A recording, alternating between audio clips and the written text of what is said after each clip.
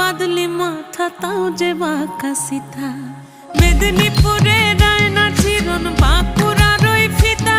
আর যতন করে বাঁধলি মাথা তাও যে বাঁকা সিথা পেছ পাড়িয়া রাজগো